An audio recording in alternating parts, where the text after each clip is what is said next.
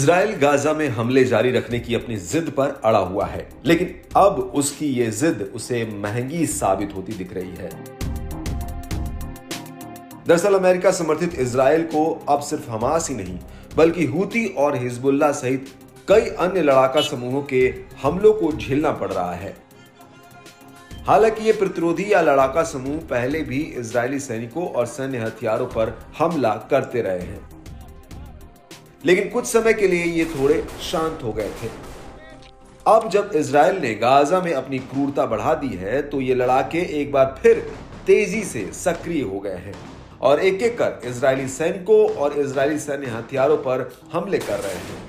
Hezbollah ने Gaza की जीत के लिए शुक्रवार को इजरायली कब्जे वाले ठिकानों और सैनिकों के खिलाफ लगभग 1 दर्जन ऑपरेशन करने की घोषणा की है। घोषणा करने के बाद दोपहर 3:35 पर उसने ऑपरेशन शुरू भी कर दिया और बयाद ब्लीडा साइट पर निगरानी उपकरणों को निशाना बनाया, उनको नष्ट कर दिया। हिजबुल्लाह लड़ाकों ने शाम 5:20 पर 2 बुरकान रॉकेट से अल मिल्किया सैन्य स्थल पर सीधा हमला किया।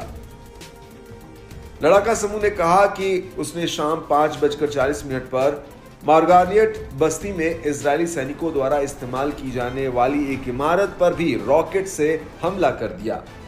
शाम को किए गए एक अन्य हमले में हिजबुल्लाह ने गाइडेड मिसाइलों के साथ शतूला बस्ती में एक मरकवा टैंक को नष्ट कर दिया, जिससे उसके चालक दल की मौत हो गई और कई घायल हो गए।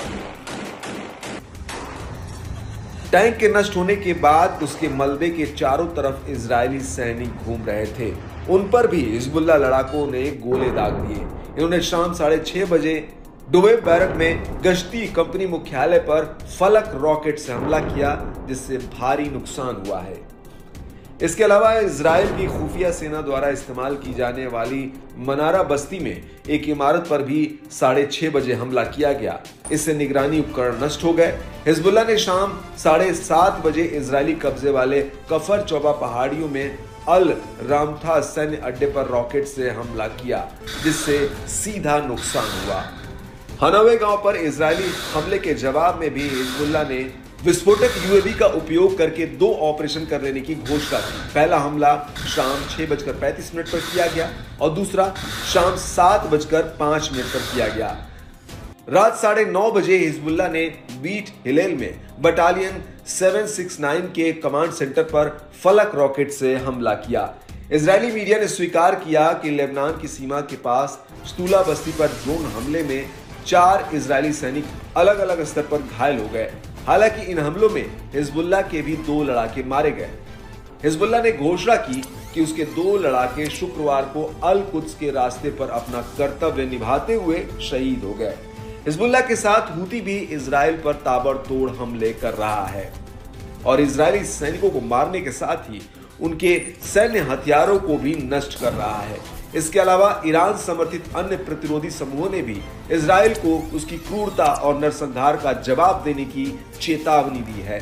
माहौल देखते हुए लगता है कि युद्ध बढ़ता जा रहा है और इजराइल पर चौतरफा हमले हो रहे हैं।